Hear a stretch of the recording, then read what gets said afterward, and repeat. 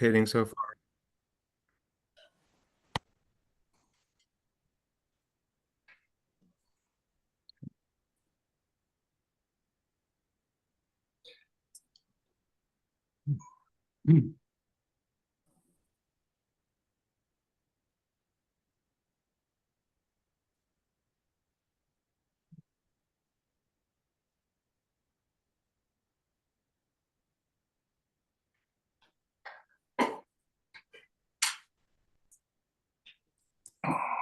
All right.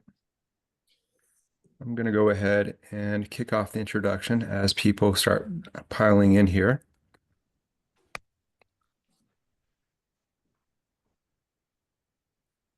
Well, I guess I'll give it one more minute.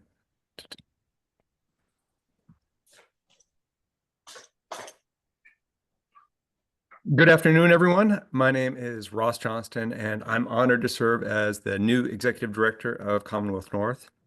I'm excited to help lead this trusted, nonpartisan forum as we continue to bring Alaskans together to tackle the big questions shaping our state's future. Today's forum explores how shifting federal spending impacts Alaska's economy, from jobs and infrastructure to natural resources and long-term growth. We're going to hear from leading ISER economists as they break down what these changes mean for every corner of our state.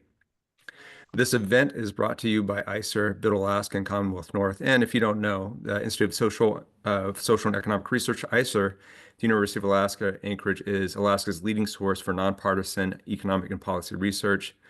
They have been providing demographic, infographic, amazing data for I think over 40 years now. And Build Alaska's Future is a broad coalition of organizations, businesses, and citizens working to ensure long-term investments in Alaska's infrastructure, energy systems, and workforce development. And Commonwealth North, who I represent, is Alaska's nonpartisan public policy forum. And for over 40 years, Commonwealth North has empowered Alaskans to make informed decisions about our shared future. Anyone can join Commonwealth North as a member of Commonwealth North. You'll gain access to exclusive events, expert briefings, and a community of leaders committed to Alaska's prosperity. If you care about where Alaska is headed, there's no better place to engage and make a difference. Today's discussion will be moderated by the former Lieutenant Governor, Mead Treadwell. He's a maverick entrepreneur, Emeritus President of Commonwealth North, and a dear friend and mentor of mine. And without further ado, I would like to have Mead Treadwell take it away.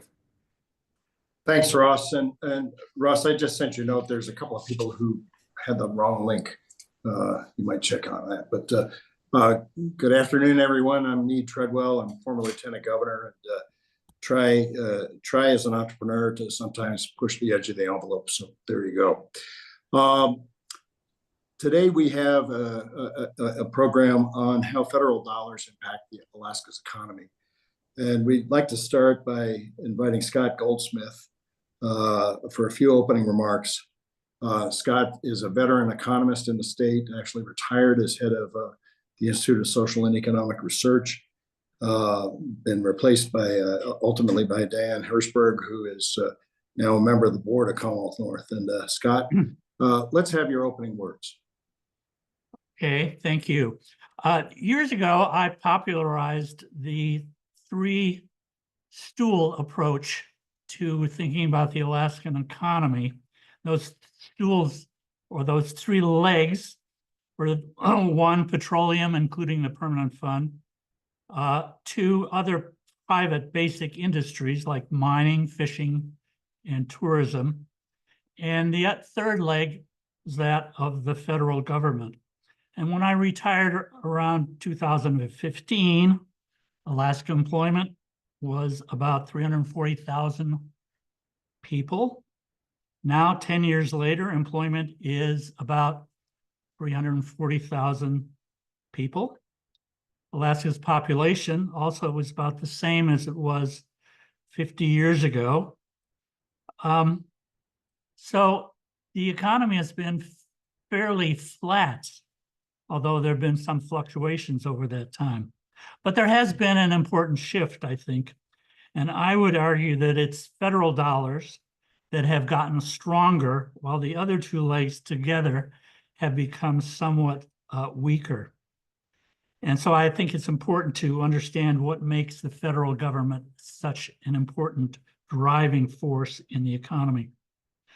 And I have three takeaways from my opening comments. One is the federal government is really big. Number two, the federal government is growing in relative importance. And number three, the federal government is even larger and even more important than you think it is.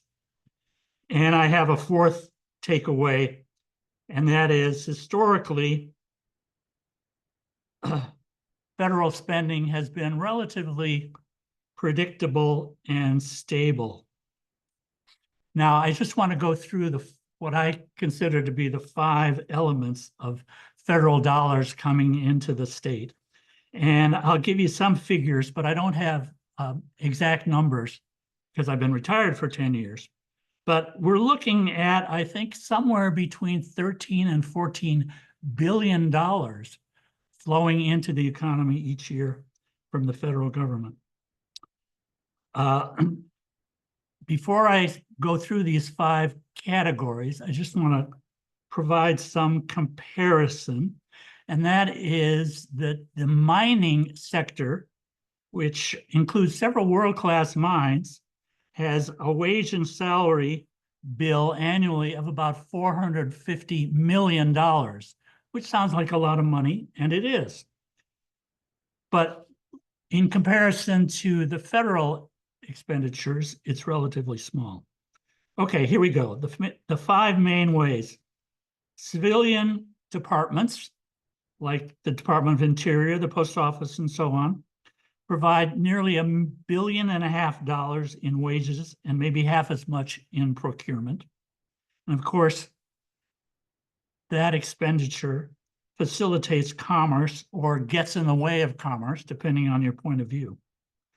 Number 2, the military. Most recent year, $4.7 billion in wages, procurement, and retirement. That's big for Alaska. It's small nationally, but we are 3rd in the nation in terms of per capita expenditures for military purposes. Number 3, grants to governments. In the most recent year that I have data for, $6 billion, the highest per capita of any state in the union, and that's for operations and capital expenditures. The biggest categories being Medicaid, highways, Indian Health Service, and airports that together make up about half of the total. And of course, recent growth in expenditures has come from Biden's Infrastructure Investment and Jobs Act and the Inflation Reduction Act. And under that program, there are a number of new grants that are, surprise to me, much larger than I would have expected, like a broadband expansion grant of $1 billion for the state. Now, these grants, of course, support and facilitate many private sectors of the economy, like health, transportation, and communications. I just mentioned that the largest of these categories is Medicaid. That is now a $3 billion program, $2.25 billion of which comes from the federal government, the rest being kicked in by state government. Number 4, payments to people. This is dominated by Social Security at $2.2 billion a year, and Medicare, which is health care for the elderly, at $1 billion. And these 2 programs cover about 115,000, mostly seniors. This category has been growing particularly rapidly in the last 10 years because the senior population in Alaska has grown by 60%, the fastest of any state. And although our overall population is unchanged, the number of non-retirees or non-seniors has had to decline to make room for all the seniors. and that's gone down by 45,000. Now the senior population is close to the national average. The incredible number of grant programs that the state provides to the Alaska really came home to me this morning at breakfast. I was talking to my wife, and she pointed out to me that the Social Security Fairness Act, which was just passed, has pumped $3 million into my zip code in the last couple of months. So there are just all sorts of programs that you've never heard of, and they're bringing money in. The last category, loans and insurance, which really shouldn't be new money coming in, but is, because not all those loans are repaid. Some of them the federal government has to pick up the tab for. Of course, in addition to direct expenditures, there are many ways that policy at the national level impacts Alaska. I'll just mention what some of them are: tariffs, DOGE, regulations, tax policy, interest rates, the stock market, immigration, the strength of the dollar. And with that, I will stop talking and turn it over to my younger colleagues at ISER. Thank you.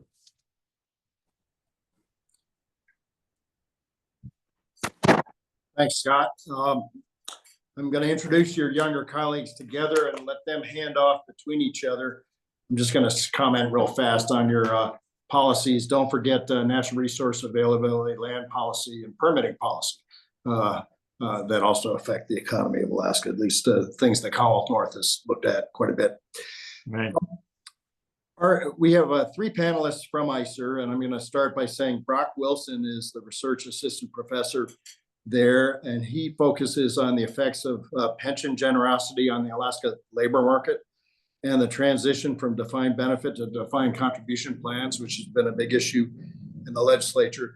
Dr. Wilson is a PhD graduate of the University of Oregon. Mike Jones, our second speaker, is research assistant professor at ISER as well. He specializes in the impacts of transportation, infrastructure, and supply chain performance on economic development. His PhD comes from North Carolina State University. And Brett Watson is an assistant professor of applied and natural resource economics at ISER. He examines how natural resource wealth is created, managed, and distributed with an emphasis on public policy and commodity markets. And his PhD comes from the Colorado School of Mines. I'm going to just ask Brock to get started. I know the three of you guys have got some slides to do, and then we'll open up to about 20 minutes of Q&A. Thank you.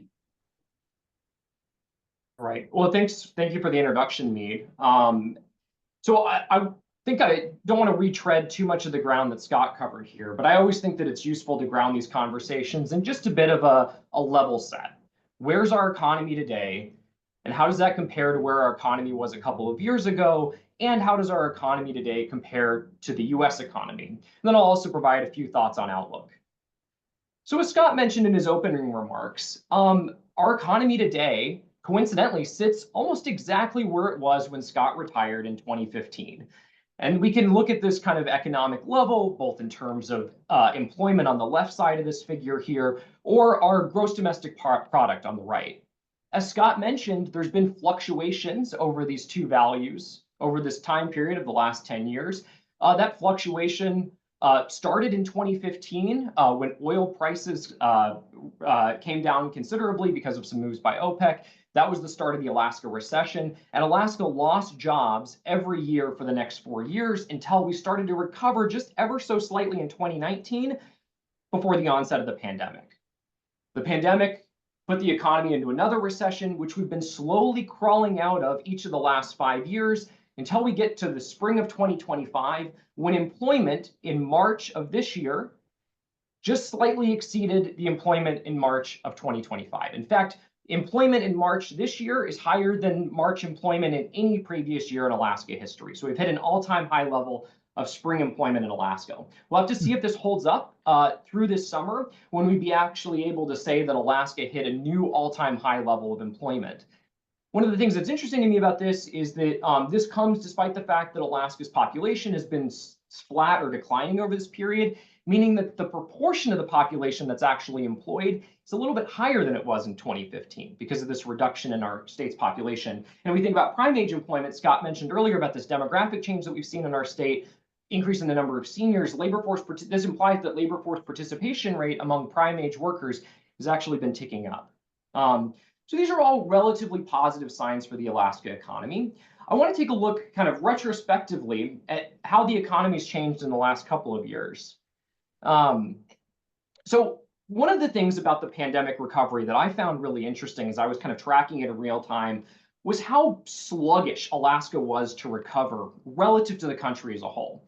So if you look here, this is a graph of every state's employment growth between November of 2020 and November of 2022. That's that early pandemic recovery period.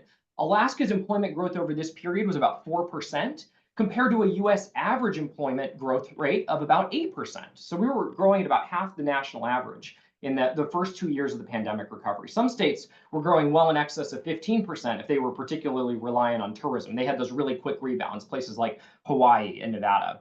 Other states that were growing really quickly over this period were Sunbelt states, Texas, Florida, Arizona, Georgia. These were states that were growing pretty robustly prior to the onset of the pandemic. And so one of the takeaways here, if you look at the states that are kind of on the right-hand side of this figure versus the states that were on the left-hand side, so that the states on the right-hand side, those that were growing fastest after the pandemic, were actually those that were growing in kind of the most robust ways before the onset of the pandemic. They had the engine in place to spur that growth. Whereas the economies that were growing more sluggishly after the pandemic were also the economies that were growing in a more sluggish way before. What's interesting to me is this pattern now has almost completely reversed itself. Now Alaska, for the last couple of years, has been leading the country in employment growth. Between November of 2022 and November of 2024, Alaska's employment growth was about 6.3%. Whereas almost double the national average of 3.3%. So as the national economy has slowed down, Alaska's economy has actually accelerated. And there's many reasons for this national slowdown, including kind of an intentional policy on the part of the U.S. Federal Reserve to try to put a little bit of downward pressure on the U.S. growth rates, try to make sure that the economy is not running as hot as it was during that immediate period after the pandemic. So in some ways, the Federal Reserve is happy to see maybe a slowing national kind of this so-called soft landing that the Fed has been trying to target. Alaska's kind of been running quite a bit hotter than that soft landing that's been going on nationally. What have been the key drivers of growth during this pandemic recovery period for Alaska? Two industries that I want to call out in particular are growth in the healthcare industry and growth in the construction sector. Both of these have kind of been the leading industries for growth now for a long time in the state. Scott mentioned a number of ways in which federal spending interacts with these two industries. And so we can imagine that federal spending has been a large driver of the post-pandemic recovery that we've seen in the state through these two channels, healthcare spending and construction spending for federal projects. Another important driver of healthcare spending is obviously the demographic change that Scott mentioned. The Alaska population is getting older. Older folks demand more healthcare services. And then another big part of that construction sector boost, in addition to the federal dollars, is the increased spending that we're seeing on the North Slope for new projects like Willow and Pickup. I want to talk for a second about something else that Scott mentioned, which is that over the last couple of years, I think we've seen a bit of a decoupling in our state's macroeconomy from the oil sector. When Scott wrote his seminal seminal research report on the Alaska three-legged stool, that coincided with the time that oil's impact on the state's economy was basically at its peak.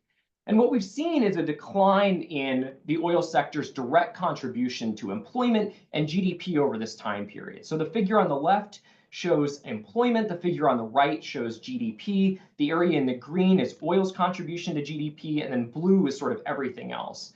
And what you can see is that oil's percentage in terms of its direct contribution to the economy has been declining over this period. Oil prices are quite a bit off where they were 10 years ago. 10 years ago, oil was sitting around $100 a barrel. Today, it's closer to 75, although I haven't checked the markets today. There's been quite a bit of volatility in commodity prices recently. And of course, production is also down. We're down about 15% in terms of the barrels that are flowing through the pipeline on any given day. And yet, as I mentioned before, our employment and our non-oil GDP are near all-time highs, despite the fact that we're seeing such a steep decline in our the oil sector's contribution to our state's economy. Another way in which this manifests itself is oil's contribution to the state's budget.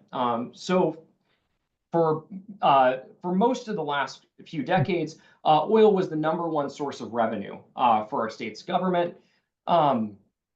That share of revenue has declined pretty substantially in this period of lower oil prices and declining production from the slope. So you see here in this figure that blue area is the petroleum revenue flowing into the state's budget. The black part of the figure are contributions from the POMV formula or the direct withdrawals from the earnings reserve account that were previously used to fund the permanent fund dividend. And so you see kind of a big increase since the percent of market value formula was passed in 2018, and that contribution to our state's budget from POMV. So big expansion in those black figures. While that area in blue has shrunk quite a bit, maybe with the exception of high oil prices in 2022 and 2023. But one of the really dramatic things that I see in this figure is just the persistent increase in federal spending that's passed through our state's budget. That's really been on the rise and has kind of accelerated its trend in the last 10 years or so as well. So that kind of echoes Scott's earlier comments about the increasing role of federal spending and the declining role of petroleum, both in the private sector and now we can see here in the public sector as well. I want to close with a few thoughts kind of on outlook, maybe just with maybe a particular attention toward the national macro environment. We got a GDP print yesterday showing that while aggregate GDP showed a contraction, that was mostly on the basis of some accounting related to net exports. GDP kind of on the hard or fundamental features of consumer spending or corporate investment was pretty robust, grew at 3% in the first quarter of this year. Employment growth continues to remain strong. Inflation kind of above the comfortable range that the Fed would like to see, but not out of control at this point. Consumer spending has been holding up. But what we have seen in the past couple of months is a real deterioration in the so-called soft data. So sentiment or surveys of consumer sentiment that are conducted by the University of Michigan or the Federal Reserve are near record lows. Consumers are really anxious about the potential implications of tariffs on the macroeconomy and are signaling that to survey takers when they ask. Business surveys that are conducted by the Federal Reserve, manufacturing surveys, all of them have a pretty grim outlook in the next 6 to 12 months and are signaling that in this so-called soft data. And yet that negative sentiment that is showing up in survey data has not materialized yet in any of this, what economists call hard data, numbers on employment or GDP or the unemployment rate or unemployment insurance claims. We're still waiting for signs of that economic softening. There's been a ton of volatility in the last month in financial markets, both equity and bond markets. I think that those are sending a real signal about some of the anxiety that traders are feeling, that markets are feeling about some recent federal action. But like I said, we still haven't seen those materialize on and kind of these main street indicators of economic performance of the macro environment. Obviously, Alaska's economy is somewhat decoupled from the national environment. Our economy is particularly reliant on commodity prices, fossil fuel commodity prices, metal commodity prices, impacts fishing and tourism. But we're not completely divorced from what's going on from the country as a whole. And if the country slides into a recession, it will be very difficult for Alaska to stay out of one as well. So I'm going to turn it over to Brock now. He's going to do kind of a deeper dive into federal spending and its particular impacts on the state. Thank you, Brett. That was a great presentation. I'm gonna give a brief overview of thinking about the contributions of federal spending in Alaska. And so to sort of rehash, as Scott had brought up, for federal expenditures per capita by state, Alaska is relatively large. We expect approximately about $25,000 in expenditures per capita per state. And this is, you know, in perspective, the only states large are Maryland and Virginia. And so this is just, I think, in sort of the broadest way, there's a lot of money coming into the state from federal expenditures. When you think about this, one thing you might think about is sort of what are the new federal obligations that the agencies are passing. And so here, this is for the fiscal year of 2023. This is that breakdown to see where those dollars are coming in from. And so for a large portion, that is coming from the Department of Health and Human Services, another large portion from the Social Security Administration, the Department of Defense, the Department of Transportation. I mean, if you added up these top four, you get approximately 60%. And so that sort of says for these agencies, you know, there's a large amount of money for Alaska. But to go a little further, thinking about these federal workforce impacts for Alaska has been a relatively challenging topic because the data availability has made it hard to measure, you know, who's been cut, who's taken a buyout. So for now, the New York Times has put together a pretty good data set on confirmed buyouts and confirmed reductions. And I think this quote does a really great job of summarizing broadly. They're expecting approximately a 12% reduction of the 2.4 million civilian federal workforce. Now, the question is how much is this trickling into Alaska? So to begin, I note here that in this graph, this is federal civilian workers as a proportion of the labor force across states. And so Alaska is the third highest state with approximately 3.2% of the labor force as federal civilian workers. And so we're relatively large, right? We depend on federal civilian workers here. When we break that down further, a large proportion of that comes from the Department of the Interior, the Department of the Air Force, the Department of the Army. Approximately in 2024, there was 2,400 federal civilian workers in Alaska. 2,300 in the Department of the Air Force, approximately 2,000 for the Army.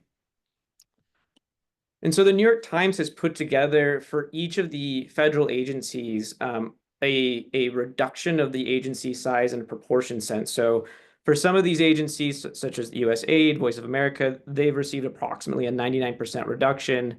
Other agencies, such as Labor and Justice, have received smaller reductions. And so what I've done is I've done the thought experiment here and plotted, imagine that these reductions were equally distributed amongst the states. What would happen to Alaska? And so this is the proposed cuts, assuming again that these cuts are equally representative across states. That's probably not a fair assumption, but just to get some idea of which of the agencies in Alaska might receive cuts. And we can see here there's cuts in the Interior, the Transportation, our Agriculture, the VA, Defense, Commerce, Health and Human Services.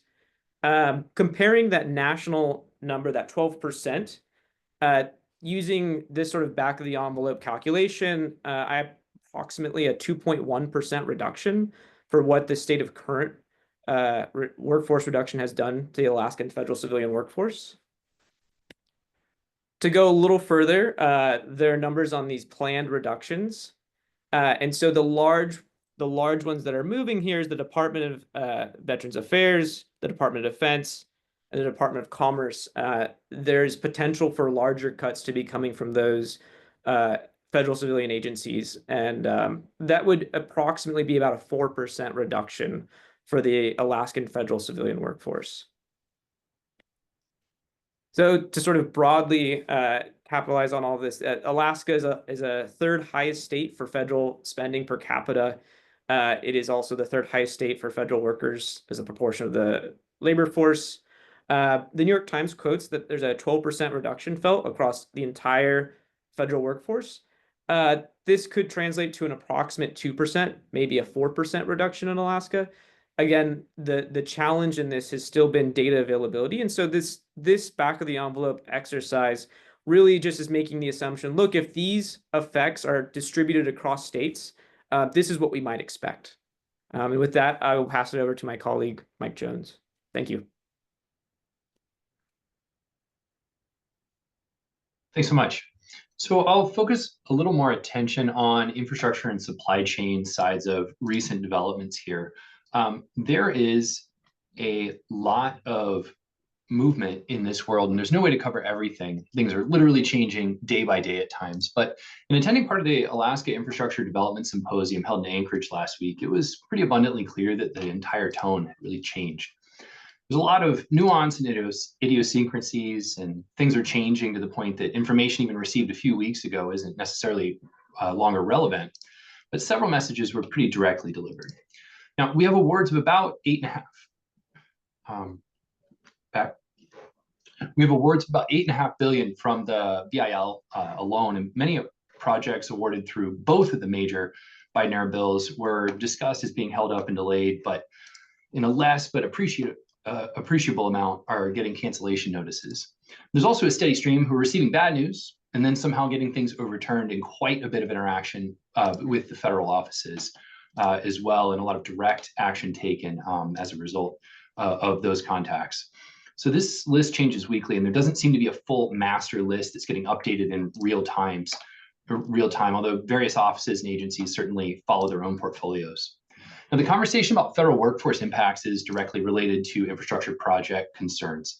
So this was described to communities as an implementation crisis, where the grant itself can be under risk, but also the applicant's ability to coordinate, clarify, and work through compliance being also significantly hampered. Leaders discussed how reduction in force can basically challenge the viability of a program such as the Low-Income Home Energy Assistance Program, where HHS has terminated managing staff, and we have ongoing federal delegation objections to reverse those and other firings. But Rural CAP has noted that the broader closure plans of the Region 10 office, for example, by HHS, which supports a very large range of their community support projects, including the Low-Income Energy Assistance Program, would make administration and compliance just that much harder. In addition to 10 of their other programs getting disrupted or shut down, with only a few brought back online recently. Again, things are turning off and turning on pretty darn frequently.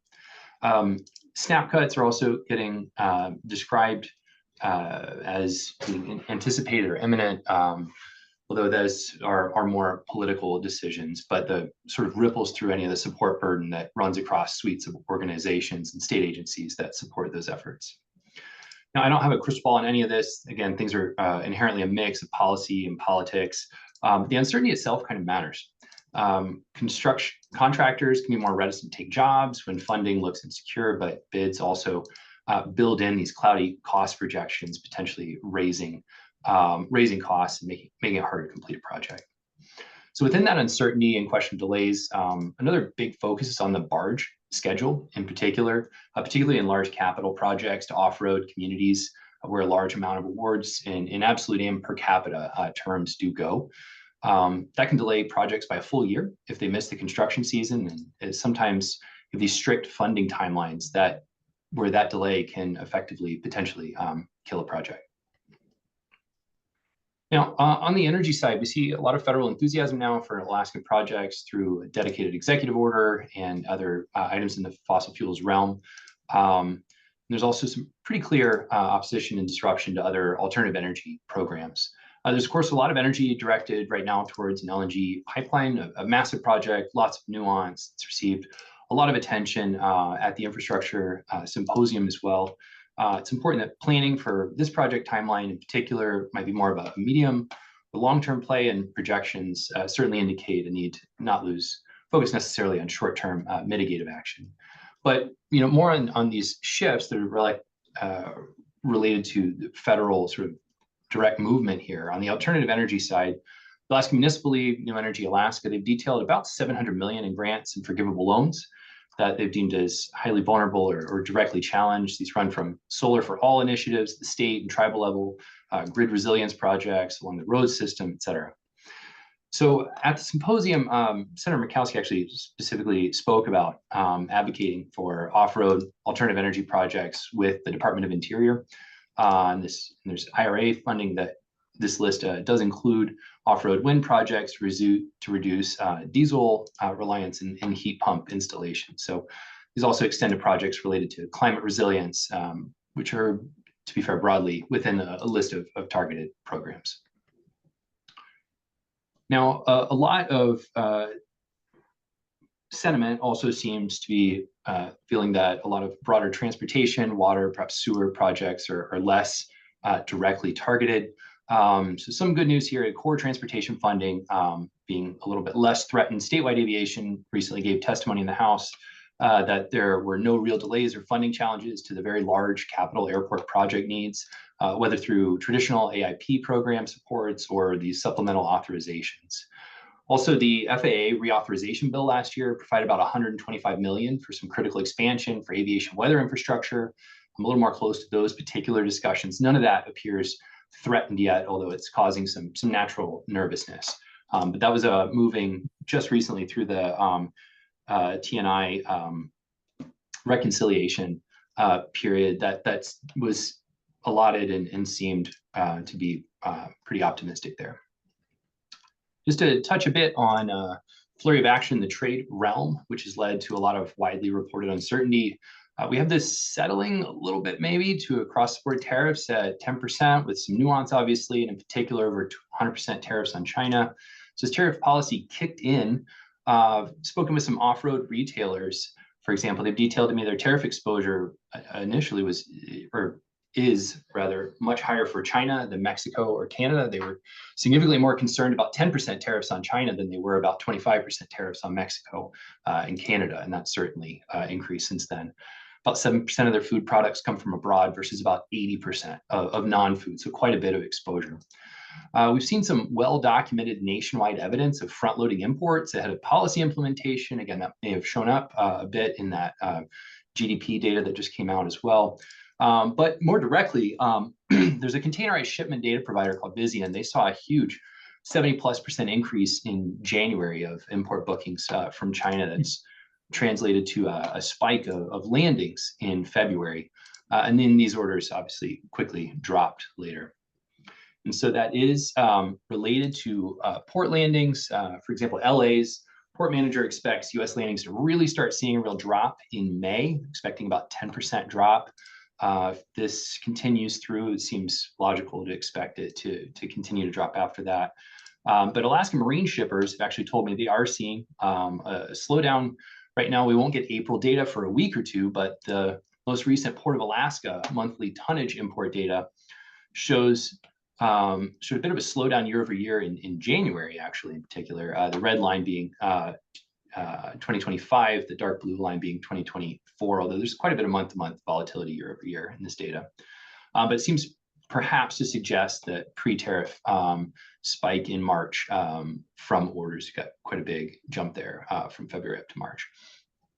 We'll have to keep monitoring and see where and when the effects really start to bite. I do want to also note that ISER has been tracking statewide retail prices on some select goods for over a year or so now. It's part of a broader transportation economics project. We just got a USDA funding to flip that into a public dashboard. So I'm looking forward to being able to provide ISER data on tracking price impacts on real time as this sort of moves through the system and we see what actually bites. With that, I'll hand it back.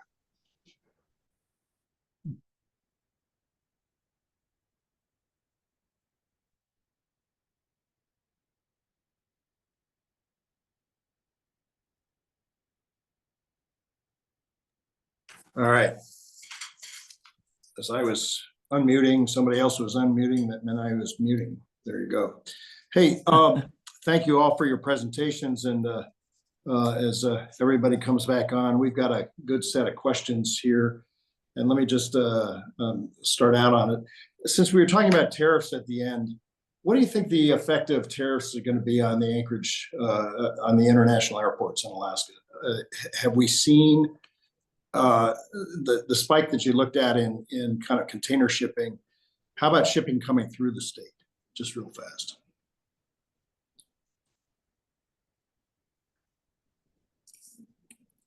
Yeah, thank you, sir. So that's hard to respond to.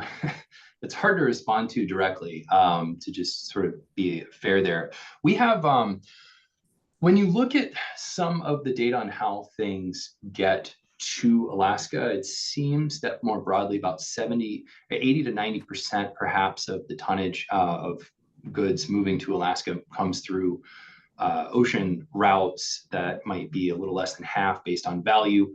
So we do see a lot of sort of high time-sensitive deliveries of consumer goods moving through the air system through our international airports. So if we get corresponding, increases in prices, and that'll matter how that plays out, frankly, and it's going to be on a product genre by genre basis likely, then I would expect just normal price elasticity of demand to move through that system, and we might see that a bit of decline. If this does also impact tourism and travel as well, then there might be some impacts on passenger traffic. Again, that's pretty speculative, and it's really important to sort of monitor that data as it moves in. But it seems worth keeping on keeping in front of mind. Brett, Yeah, if I you was want just going to jump in here. I had reached out to the communications director ahead of at the airport ahead of this conversation to ask him just this question. They're still trying to figure out what the impacts are.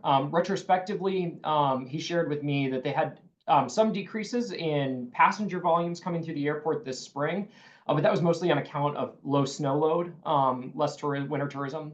One of the things I'd note, though, is we had mentioned earlier that there's a lot of indications of front running, meaning that companies are trying to get ahead of tariffs by stocking up their inventories and trying to get as much of that product stateside before these tariffs actually go into effect.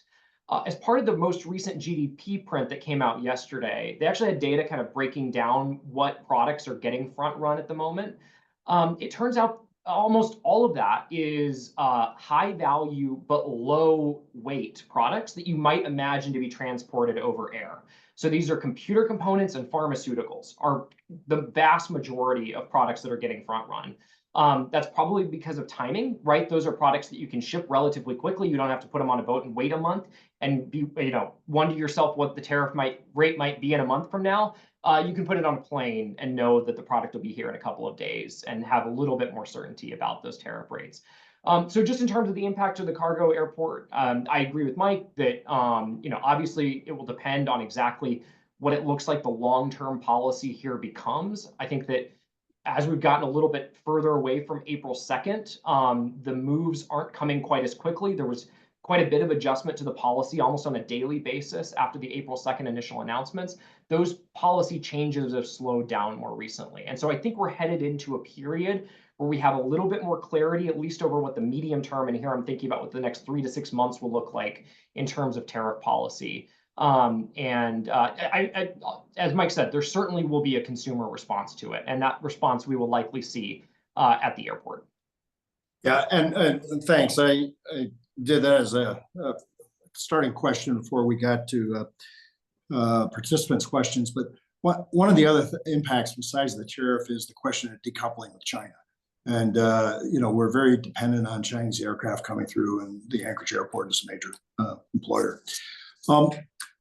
One of the first questions we were asked is whether or not, actually a couple of them, what will be the effect of the Trump policies on energy development? That was discussed a little bit in the slides. And is there any chance that we could look at better federal revenue sharing as kind of one of the statehood compact issues the Commonwealth North has watched over the years? But it's also one that there's at least one resolution on that pending in the legislature, and the governor's got a kind of a statehood defense issue there. So wondering if you'd looked at that. Yeah, I think that the most important first order effect in terms of resource development is, companies are most sensitive to commodity prices, right? That's the thing that they that's always the most sensitive revenue driver in a project is commodity price outlook. We've seen in the last month, commodity prices are down. WTI is down about $10 since April 2nd. And that's mostly on the basis of an expectation of at least a mild recession sometime in the next year, reductions in aggregate demand spurred on by the trade war. Depending on exactly how large federal spend, like short to medium term federal spending cuts look to be, you could also imagine sort of a hit to aggregate demand coming through that channel as well. And that will also have an effect on commodity prices and prospective resource development. So to shift gears a little bit, but I see what you're saying, Brett. One of the questions, there's a little bit of a challenge that was coming from the numbers on federal employees, whether it was the 4% estimate or a greater. One participant said, it seemed to me the estimates of federal workers are losing their jobs is not realistic. Understandably, we have incomplete data. This questioner says USDA rural development has seen 40% reduction of their employees, 36% in workforce across the nation. I guess I would say that a large amount of the federal spending is also passed through to social service agencies, nonprofits, and so forth, who've already had to take this back. So how are you going to get a handle on what that means for employment? I think the first point about the fact that those numbers seem like an underestimate, I agree with fully. The challenge has been to build a complete data set of every person who has taken a buyout or been in a workforce reduction. It's a large lift, and that's, I think, well documented with the New York Times and how much they're going through and finding court documents and reading through them. And so when I take those numbers, I take them with a grain of salt, knowing that we have an incomplete picture until we can see actual payroll data, until we are able to see who actually was receiving dollars for a salary. All we can really do is speculate. There's other data sources that we can try and rely on, but each of them is we're largely, the analog I think about is we're putting together a puzzle in the dark, and we have different pieces, and we're trying our best to figure out what the full picture is. And so at best, what we do is we take a little bit of information from each source and try to figure out what the big picture is. But that is for me where I'm at. Taking also these numbers with a grain of salt, and if anything, thinking, these are the confirmed reductions, and we can I think say that some of them have been transpired. The Department of the Interior, for example, but other agencies have not. The data is just not there yet, and so agreed that fully this is an incomplete picture for now, and the goal in the next 6 months is to continue to build that picture and gather data. Currently have a FOIA out waiting for that payroll data, and as soon as I have that, the plan is to put together something so that Alaskans can see at a very small level, at a regional level, where are these gaps now? Not only at the regional level, but at the agency level, where are we feeling these missing people? And so for now, I agree. Great. Hey, while we are doing this, put your questions in if you're an attendee with questions in the Q&A block rather than the chat block, and that means you don't have to bounce back and forth.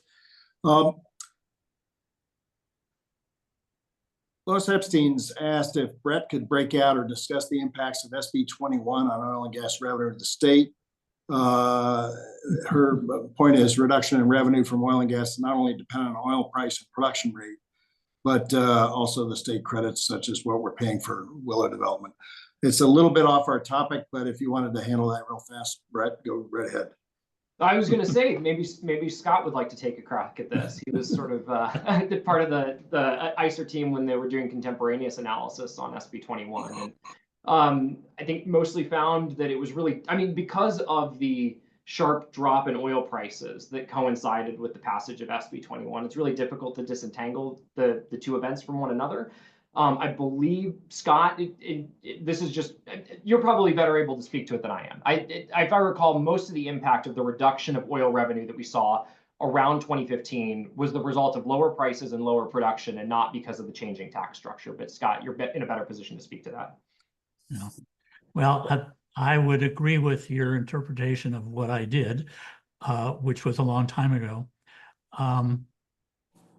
And I've been out of the loop for so long that I can't really comment on more current events, except to say that conditions are always changing in the petroleum industry, and it is behooves us as a state to continuously monitor our relationship, our sort of fiscal relationship with the oil industry, to make sure that the industry is healthy and we are receiving an appropriate return on our investments. Yeah, it's Scott, maybe the last thing I'll add is that ACES was obviously a very progressive tax system. MEPA or SB 21 less so. And a more conservative or less progressive tax system works in the state's favor when oil prices are lower. And so if we think that we're entering into a future with lower oil prices, maybe it makes sense for the state to have in place an oil tax regime that's a little bit more conservative, that doesn't take as much when prices are high, but also keeps more when prices are low. Gotcha. Okay, well, I'm just going to put in a plug for a number of energy forums coming up at Commonwealth North, and Ross will talk about that. Real fast, Tom Begich has asked about the weakness in the bond market, the stock market, and what we should be doing about the permanent fund. I guess I would even add the pension portfolio. What should we be watching for? Is there any suggestion out of all this, not just the federal spending in Alaska, but the impact on other money available to us through the permanent fund? Well, I mean, as I noted in my remarks, the state's increasingly reliant on returns to the fund to finance the state's budget. And so this is an issue that Alaskans need to be paying more attention to. I mean, maybe even it's a larger contributor to revenue than even petroleum these days.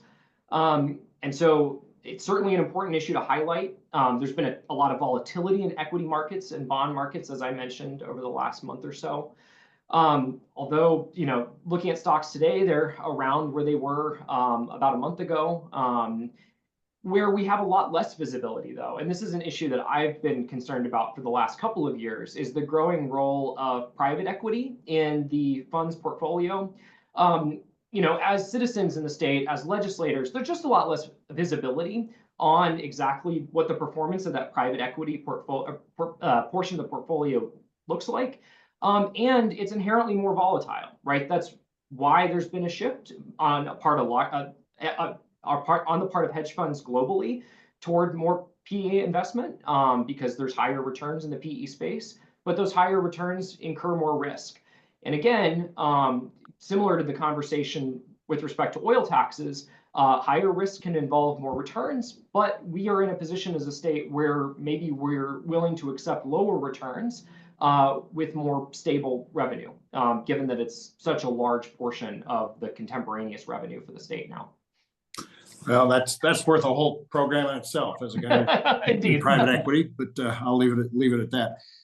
Brian Barnes asked, Brian, by the way, has been head of the Institute of Arctic Biology at the University of Alaska Fairbanks, and he says that science research by the UA faculty, in addition to federal employees, is an economic driver. There's intent to cut NSF, NOAA, and NIH budgets and cap overhead. What impact do you see that happening to Alaska? Is that shown up yet on your numbers? Well, certainly directionally, the effects are negative, right? Our colleague Musim Gatabi released a report, I believe, circa 2019 or 2020, about the impacts of research programs in the university system on the state's economy. Obviously, not just the scientific contributions that those research investments make, but the economic impacts, right? These federal expenditures are real dollars flowing into the state, and they generate multiplier effects. Can't remember what the figure is on the top of my head, but directionally, the effects are positive when the money's spent, negative when the money's pulled back. Thanks. Juanita Ayres asks, in January 2020, ISER Director Ralph Townsend then presented to Commonwealth North on vulnerabilities of increased state reliance on permanent fund earnings. Back to the permanent fund, indicated circumstances most likely to result in failure to meet state revenue needs would be stagflation. Many economists have argued that the Trump tariffs have the U.S. in the crosshairs for a stagflationary recession. Thoughts? Nobody has any thoughts? That's fine. Yeah, the question of what's going to happen there, and I think that ties to that. The question's been asked a couple of times. So what do you expect cuts in Medicaid funding to mean in Alaska? And have you looked at that as also something where the state may be required to take up the slack, given the way the state does Medicaid? As an example, is there a thought on that question? So that is actually under preliminary work right now. ISER will be putting together a short brief on what potential impacts of cuts could look like. There's actually been work on this previous at Commonwealth Fund that's estimated these impacts across states and looking at what these multipliers, I cannot quote them off the top of my head, I apologize. But there is work out there available if you're interested in that topic. To understand what those proposed budget cuts will look like and felt as far as not only the health workers, but also the spillovers to other workers within the economy. And again, we are under work to have a brief 4-pager on this topic available at some point. Okay. Another question. Oh, go ahead. One of the, as I pointed out in my comments, the Medicaid budget in the state is running around $3 billion a year. And that's a significant portion of the total healthcare budget for the state.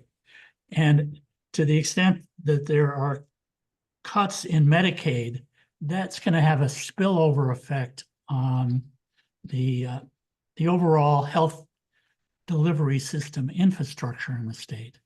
And I think that one of the things that concerns people about potential Medicaid cuts is what would the impact be on the viability of the smaller hospitals in the state. So the impacts of cutting Medicare on Medicaid go way beyond just the reduction in the dollars coming into the state. Yeah. If I could just add on to Scott's comments, I do want to point out that in one of the slides that Brett showed, healthcare was one of the driving sectors for our employment recovery. And so we're talking about an extraordinarily important part of Alaska's recovery story here. And so, Scott, I think what you're saying is loud and clear, not only reductions in service and healthcare delivery to Alaskans, but the impact, the economic impact, both on employment and economic output of the sector. Yeah, and kind of toward that end, guys, as you did your bigger economic pictures at the beginning of the presentations, you talked about state government being a recipient of large amount of federal grants, but tribes and tribal organizations are also a very large recipient. Last I looked, the ANTHC budget was over $1 billion, for example, and that's directly not necessarily coming through the state, though Medicaid does for tribal residents who are eligible for Medicaid. So have you tracked any cuts in kind of grants to tribes and that sort of thing? We're seeing very large tribal, not only health, transportation, energy. There's almost a parallel set of grants coming into the state to tribes these days. And was that tracked in any of your estimates, or does that just show up in the overall GDP numbers?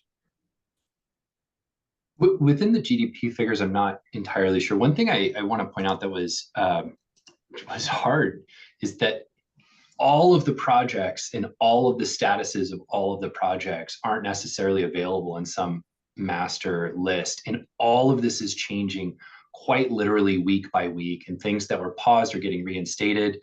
I think it was stated that there were 725 legal challenges across the nation, and that add a ton of uncertainty that are about entire programs that tribal entities may have been pulling from as well. And so I'm really struck by how cloudy the overall impact is when the scale is clearly directionally large, but how little moment-to-moment clarity we actually have. And so we'd have to go directly to those entities. Relating to GDP figures, Brett, are we able to say that, or is that a little too entangled? So I think that the numbers that Brock presented on kind of the proportions of federal spending, obligated dollars, those will be inclusive of grants to tribal organizations. I can speak anecdotally. ISER is oftentimes a collaborator with partners at ANTHC or South Central Foundation on research projects. Several of those grants have been rescinded and reinstated, paused, and had various status changes over the last couple of months. And so something that we see here, at least at an institutional level already. But no, I think you're absolutely right. You need to point that out as another source of uncertainty and volatility here.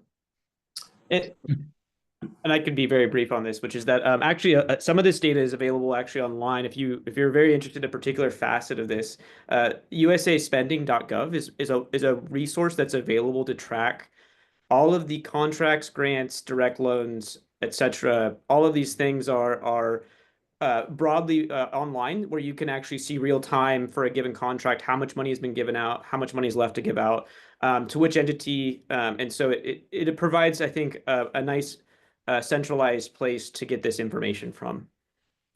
Okay.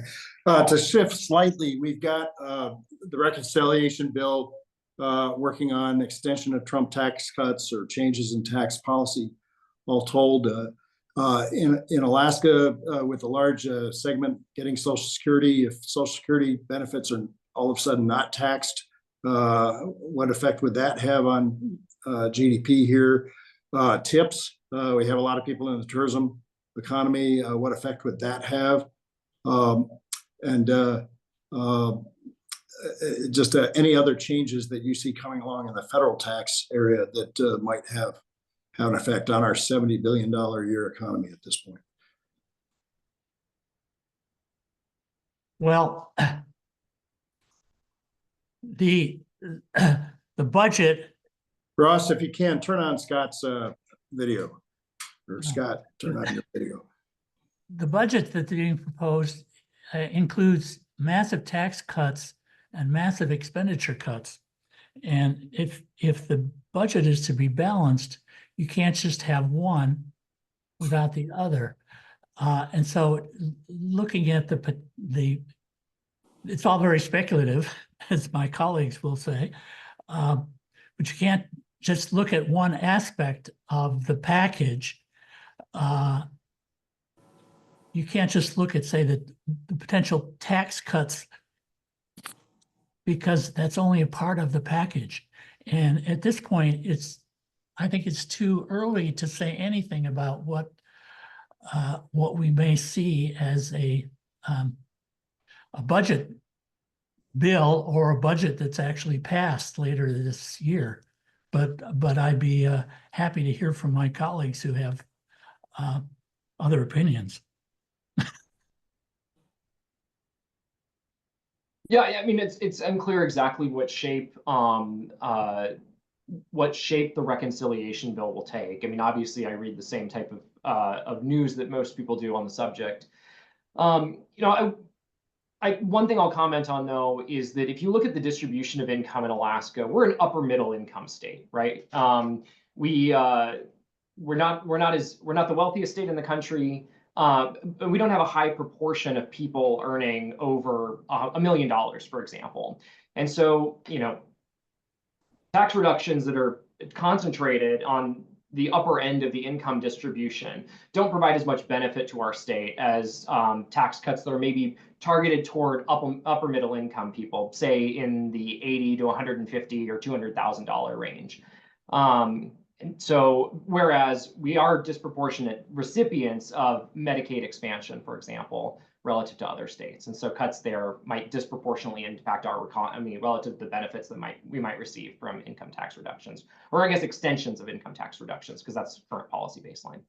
Did any of you guys look at the impact of the tax cuts from the first Trump administration on Alaska? I haven't seen those numbers, but I'd be interested if anybody is aware of some. Take a look at them. Yeah, I haven't seen any. All right. But in the graphs that you showed us earlier today, I didn't see any blips.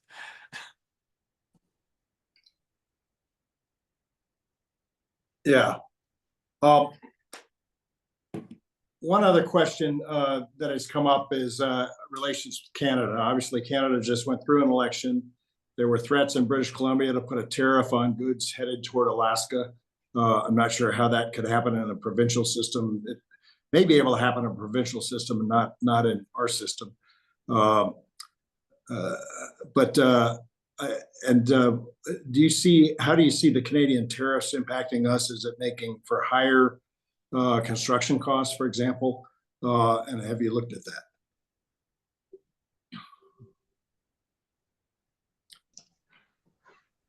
Yeah, thanks. I don't know if I'll be able to give a hyper detailed answer here, because we've looked a bit in depth on this. One of our bigger imports from Canada is actually fuel, and so we might see some potential impacts there. But the total volume of trucked goods through Canada as a proportion of total goods entering Alaska appears to be fairly low, and it might be a meaningful percent. I don't want to put that down, but it's a vast majority of our goods are moving up from Tacoma rather, and so in terms of like retail good exposure, we might be fairly low compared to with Canada, compared potentially to just like the rest of the country to China. But a lot of the construction materials, I think we're going to feel a lot of the same impact that a lot of other states feel, as well as in terms of general materials coming from Canada, and we're linked to those overall commodity price fluctuations as well. Thanks. Mike, I guess you don't shop at Red Apple. They've got a lot of Canadian goods. I think it's still buy Nabob jam there. I'll include jam on my list of products.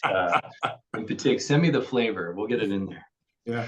Hey, a question is asked, any word on cuts the Alaska Bypass Program? This is one that Daryl ISA had been trying to cut a number of times. I remember having a set of meetings with him when I was Lieutenant Governor, and Don Young to help save the program. But it's very important in terms of getting goods out to the bush. Has that come up at all in anybody's discussion?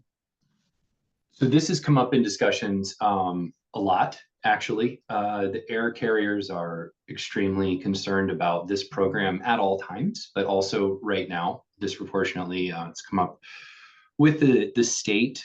I don't think there's been any directly stated threat that I've heard about so far to bypass. Just to say that first and foremost. Folks have also tried to ask about trying to estimate, the value of bypass to rural Alaska, which is an enormously complicated question. It's important to note that bypass in general is a very important part of the entire revenue structure. And air carriers, they have their own three-legged stool, Scott, with passengers, freight, and bypass. But a pound of bypass mail is significantly more important to bottom line for air carriers than a pound of air freight, for example, given the way the reimbursement structures are working. And so, with bypass mail, it's also structured as a way to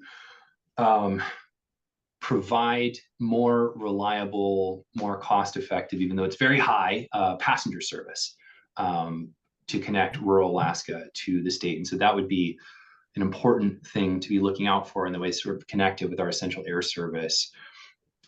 So it's also hard to understand, for example, if bypass were to disappear for some reason, could you just look at the difference between the cost of goods in a community, which you can see the price differences between rice, for example, and non-perishables would be more susceptible to changes in bypass, whereas things like fresh produce, people don't really bypass mail fresh produce to that same extent because it just takes too long to get there and it's just going to go bad, and it's a shipper's risk program, and so you're going to eat a lot of cost instead of saving on the shipping, and so it's hard to understand necessarily how, in the absence of bypass, freight rates might change, because bypass rates could even be subsidizing freight rates as well. And so it's a very interconnected, complex program that we've sort of built a lot of our off-road transportation economy around. So I am personally concerned, very concerned about potential impacts to it, but I'm also a little heartened that I haven't heard it specifically mentioned yet. And I don't know if we're through the first flurry of targeted things or if we're moving to a new stage of targeted things. So Ross, you tell me when we've got to wind this up, but let me just say we've got a couple of interesting questions. One was on libraries, Humanity Forum, museums, the elimination of the Institute of Museum and Library Science, the cutback of the Humanities Forum, and a lot of work going on around the state in that area. It's not a very large number in terms of the in terms of the overall GDP, but it's a very large number in terms of people doing that kind of work. Any comments on that?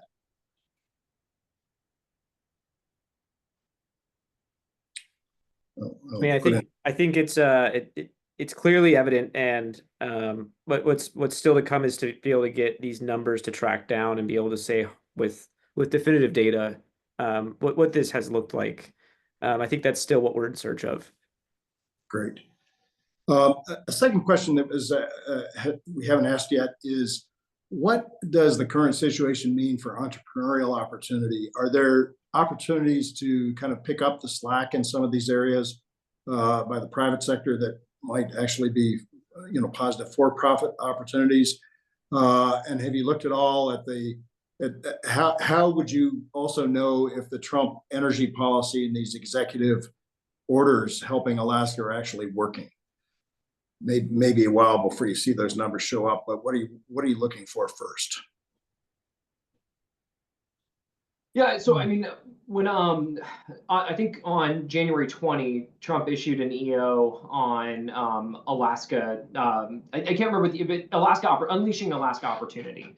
And so I remember kind of doing the exercise in my head of trying to shuffle out the wheat from the chaff there. Obviously ANWR is such a long-term opportunity for the state that I didn't imagine anything actionable happening from a single EO toward ANWR development.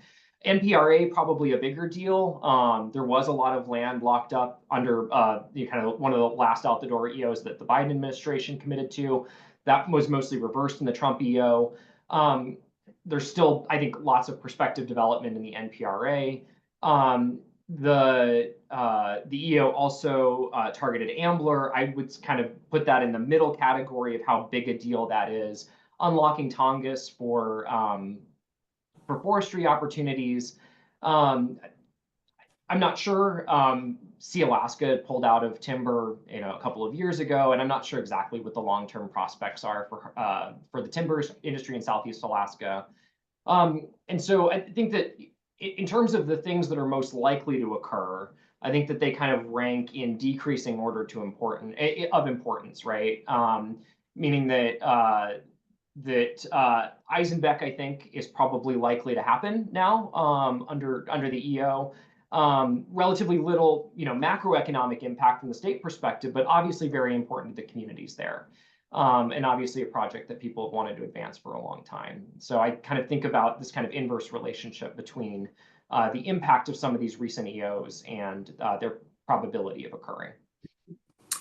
Brett, you and others, do any of you have anything to say about the potential impacts of any Trump policies, current or future, on fishing or mining? Yeah, so I might speak to mining for a minute. I've been involved in a few administration policy explorations around mining in the state. It's obviously a priority for the administration to advance particularly intermediate stage processing activity. I think that they've been sort of frustrated at a lot of developers coming to them with fairly speculative prospects that are a long way from development. They're looking for sort of shovel-ready intermediate stage processing projects that they can make investments in through DoD funding vehicles or international aid funding vehicles. And so there might be some potential opportunities there for the state. I think Ambler is still a little bit too far into the horizon to advance in kind of meaningful ways on the timeline that the administration would like to see action on. But I think projects that are in more advanced stages of development, like Graphite 1, for example, might be able to benefit from some of the enthusiasm from the administration for resource development in the state. Yeah, and Scott, when you asked the question about fishing, I was going to just say, sorry, Gunnar Knapp's not here, but he's retired too. A very large portion of our fish output goes to China.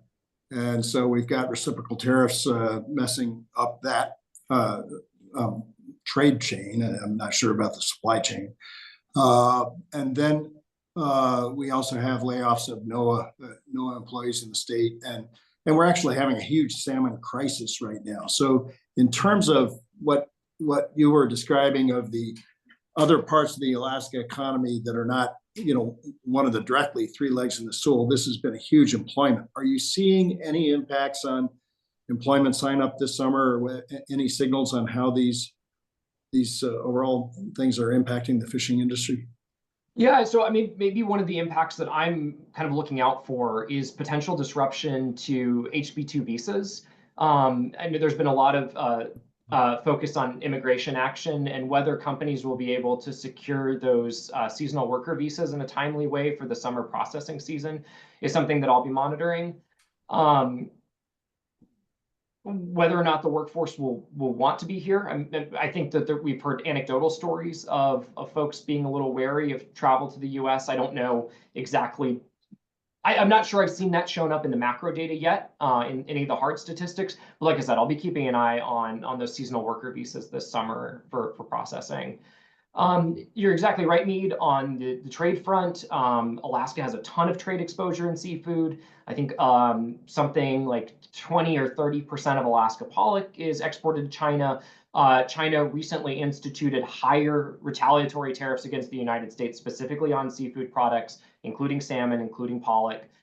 In response to the last round of Chinese retaliatory tariffs as part of our mini trade war that we had in 2018, we saw dramatic decreases in exports to China. Likely that those exports were rerouted to other countries, but we did see a decrease in price. And it's a headache for marketing managers at seafood processing companies to try to find and develop new markets. Obviously, market development takes a long time for these processors to set up, the manufacturing supply chains in the countries where the products are headed. And those types of relationships, I think, are more difficult to make investments in when you're so uncertain about the long-term durability of the policy, right? You don't necessarily want to find new, secondary processing for your seafood products if you don't think the tariffs are going to be around much longer. And so they might just be eating it for a little bit. But obviously, that's a big impact to their bottom line today. Okay, my last question. Oh, sorry, Mead, let me interject real quick, and I'm not going to stop anyone from asking more questions. Just want a little housekeeping. It is 1:15, which was the official ending, but that doesn't mean that you guys need to take off at this point. I just do want to mention to all participants that this is recorded. The recording plus the presentation plus transcript will be sent to all registered people. So just so you know, like if you do step off at any time, you can review the information later.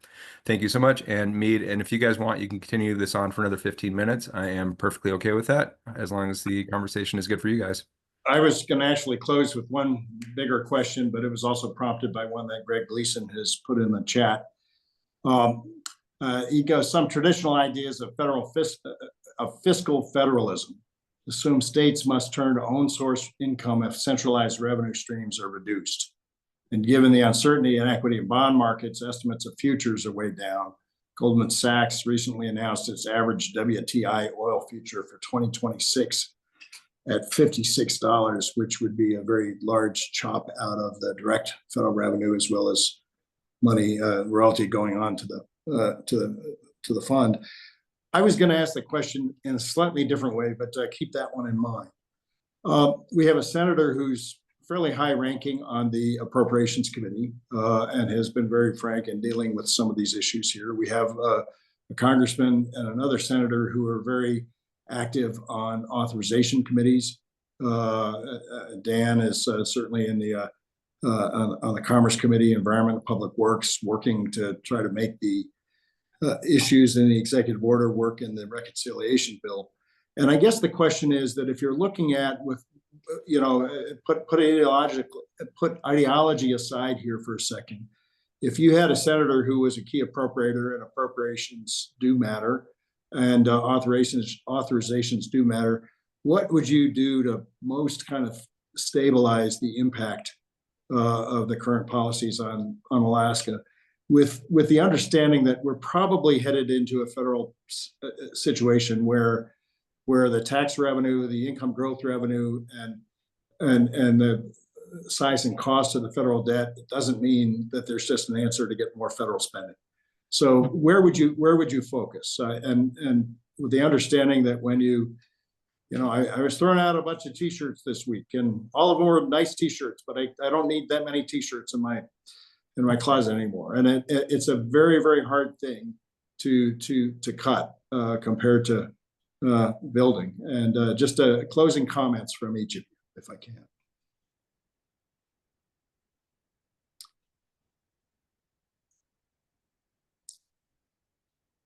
Nobody takes the bait. Well, I would concentrate on the biggest numbers. Grant funding to the state, highways and airports are critically important, the Indian Healthcare Service. And then I would take note of the fact that the senior population in Alaska has grown so much in the last 10 years. And I'm part of it, but I really can't figure out why there's so many of us old people here compared to the number that were here 10 years ago. But that's a very significant change, and it has implications for federal dollars coming into the state. And I think we just need to be very cognizant and aware of that fact. Brett? Well, I might jump in here by offering the opposite answer, which is that no, to think about the few dollars that we spend in key places that really unlock a lot of economic activity in the state. I'm thinking about well-staffed federal agencies that do permitting for resource development. Nevada has been a real model at the BLM for quick permitting of their open pit mining operations. And that's because they have a well-staffed and well-functioning agency that produces those environmental impact statements and quickly gets permits out the door. That's not free, but it's close to free on the scale of cuts that we're talking about to the budget. And when I think about the economic activity that's unlocked from a robust resource development sector here in the state of Alaska, having the right people in the right agencies with the experience to be able to quickly advance permitting, I think is key for our state's economic development in the medium term. And so, like I said, the savings that you get aren't materially large from cutting agency personnel, especially agency personnel with a lot of experience that provide a lot of value on the industry side of things. And so, like I said, the savings aren't large. And so I maybe focus on protecting kind of these small pockets where there's a lot of leverage. Rock? I'm going to echo a little bit of both, which is, I mean, as an economist, if we had a few extra dollars, we should put it towards wherever the largest gain, the marginal gain from that dollar.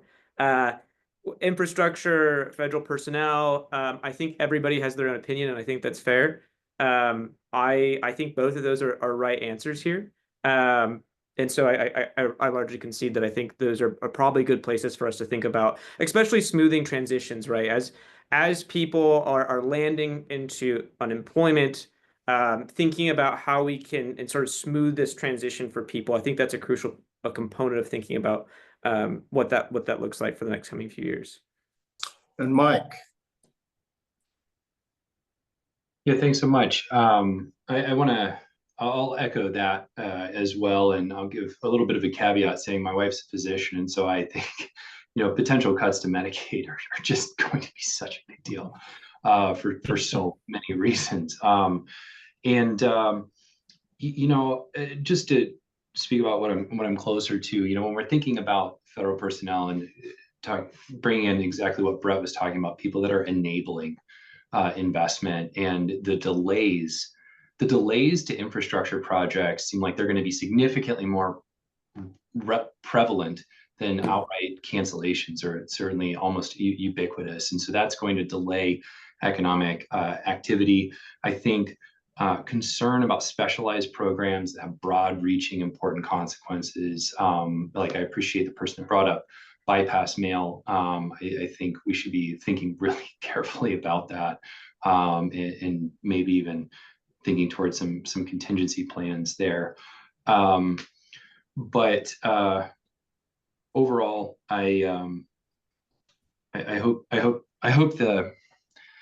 some of the worst fears are able to not actually pan out, frankly, and I hope this is softer than we hope. And so I was trying to figure out a way to end this on a hopeful message here.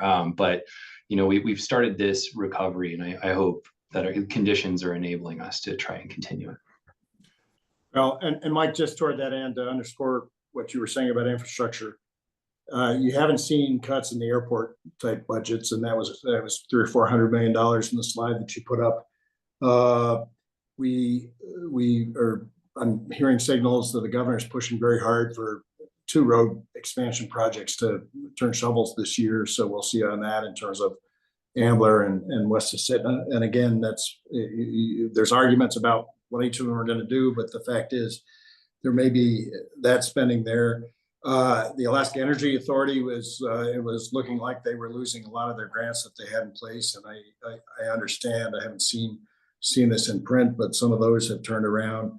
I've been working with the tribe on an expansion of a port in Cordova, or actually bringing back a deep water port, and that project is that project's funding needs grew not because of or not in relation to the current situation, but in relation to inflation. And inflation actually added a big whack to existing infrastructure projects that are underway. So there's that. I guess the last thing I'll say, Ross, before I hand it all back to you to say goodbye, is this. Number one is thank you all for the work that you're doing. Number two, I don't think I'm going afield at Commonwealth North to say we'd love to have you back. This has been a great program. Veronica Slager at Build Alaska, thank you, and your team for also helping to make this happen. And finally, you can expect at Commonwealth North, we will have more in-depth programs on the natural resource impact and the EO, resumption of the energy study group. And Brock, I'm sorry, Mr. Johnston, that is your cue. Nope. Thank you, Mead.